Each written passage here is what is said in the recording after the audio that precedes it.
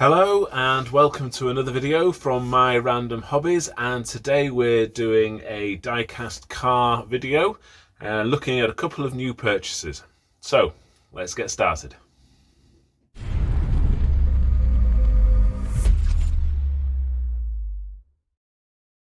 Okay, so I have two new purchases this week. One I picked up in a local supermarket, and it's the monster truck DeLorean version from Back to the Future. I don't really collect the monster trucks, but there are a couple that I have got, this one being one of them, and the other one, which I did in a previous video, which is Battle Cat from He-Man. Now, this one I'm keeping in the packaging. This one I'm going to take out because I don't think the artwork's particularly amazing. So we'll have a look at this properly and see what they're all about. The other car that I've got to look at today is a car from a company called Tarmac Works. Now again, this is a sort of higher end diecast car, if you like, more for the collector's market, and we'll have a look at that as well shortly. So we'll start with the DeLorean, the Back to the Future monster truck. And as I say, sometimes I'll keep them in the packaging and sometimes not. I love Back to the Future. I think it's an amazing trilogy, and therefore the DeLorean has a sort of a nostalgic part in my life, if you like. And so this has come out fairly recently.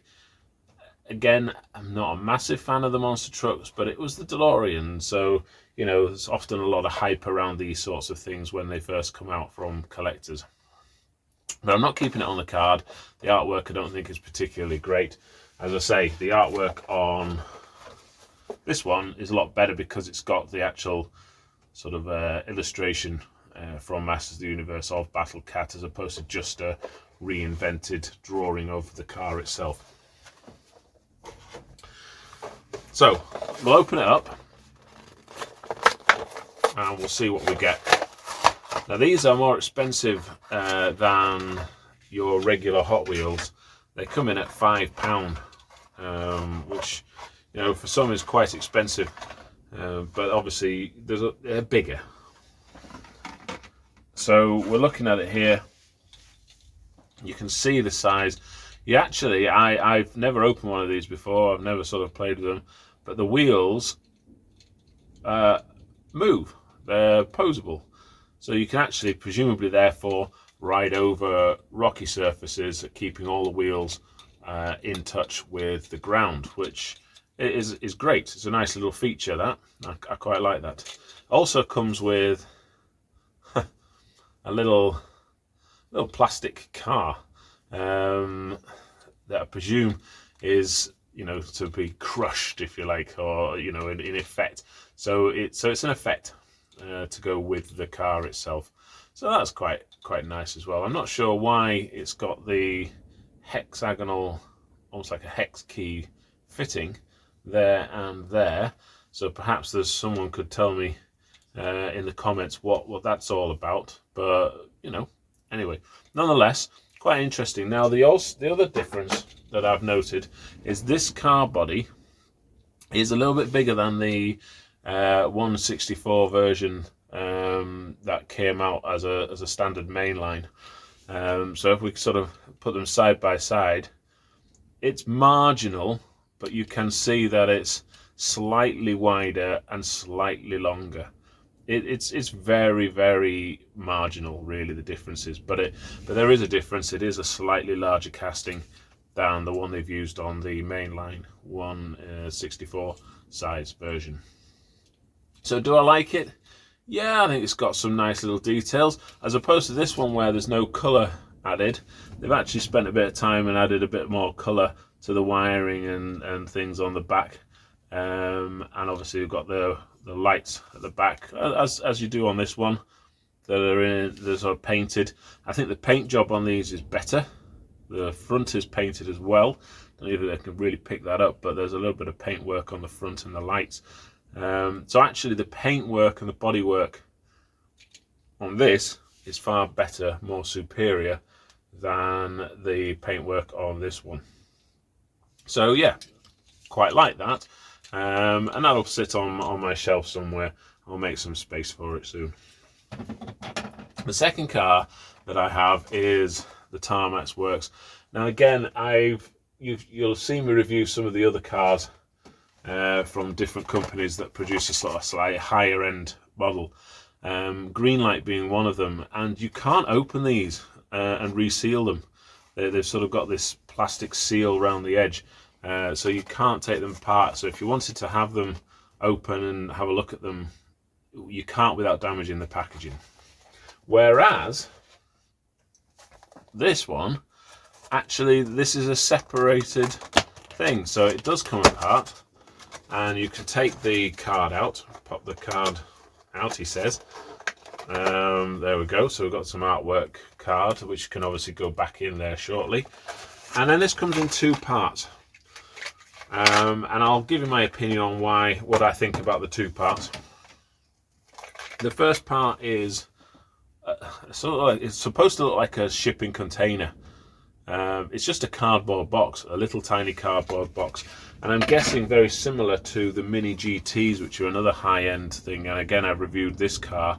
It's a similar sort of size box, almost identical actually, for storing presumably. But the difference is that in here the plastic fitting is made to measure for the box. With this one, this plastic fitting doesn't fit in here, so it's kind of redundant. Yeah, just doesn't fit. So I don't really see the point in producing this separately to the car. Now in terms of the quality of the car, I'm just going to dim the lights a little bit, so that hopefully we can pick up on some of that quality. There we go. Let's dim them a little bit. Hopefully it'll focus a little. Let's see if I can get it focusing a little bit more. So the paintwork itself is of a good quality, you know, and you would expect it. The headlights are actually proper little plastic lights, and again there's some coloration on those. We've got all sorts of rally markings, I guess. You know, those who are into cars more will know a little bit more about it than I do. But certainly it looks a little bit better than your average standard car, and it even says on the packaging, not suitable for children under 14 years, and it's an adult collector item, even down to the tires, and the fact that on the tires there's the wording for the tires as well. I think the Continentals on here, can't quite read that with my eyesight as it currently is. The base is a solid base, and again screwed in, a bit like the Mini GTs, so you can take them apart. Presumably you can customize them as well with different wheels, etc. The interior looks okay. You can see a steering wheel.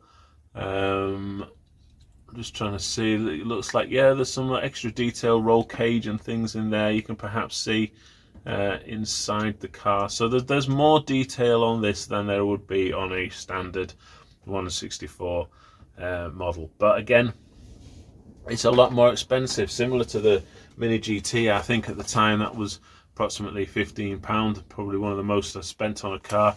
Same for this one, this was £15. This one I actually purchased in a shop in Leeds, and it's near Staunton in Leeds. I hope I've said that correctly. On a little industrial estate, and it's a guy who basically his entire shop is just wall to wall diecast cars, and it's an amazing place to go. I imagine you could spend an absolute fortune in there if you were a serious collector. But I wanted to go in and have a look, see what it was all about, and then I picked this up there. Do I like it enough to say, yeah, I'm going to get into these full time? I don't know that I do. Similar to this one, you know, the quality is good, yes. is it worth £15 for a car? I mean, some people are paying a lot more than that as well for toy cars. In fact, I was in the shop and there was a gentleman looking at a car that was behind the counter, so you know it's expensive, and his girlfriend, fiance, wife, I'm not sure, with him said, oh yes, you know, I'll treat you to it. And I'm thinking she's thinking £10-20. She threw out a number of sort of £50 to £70 that she would be willing to spend. And the gentleman in the shop said, add them both together, and that's about right. So it was a no sale, but £120 on a little diecast car, I just can't justify it. I can't. But I know it's some people's passion, some people's pleasure. So, you know, I'm not knocking it at all. So there we go. That's the Tarmac Works car. Because it comes with packaging that you can reassemble, I'm going to reassemble it in the packaging. I don't see the point in this. I just don't, for display purposes and things. And I quite like the artwork on the Tarmac's card there as well. So there we go. That's my 2 new purchases. Hope you've enjoyed it. Please do comment. Let me know your thoughts on the sort of more premium end cars. And I will see you again soon for another video. Take care for now. Bye-bye.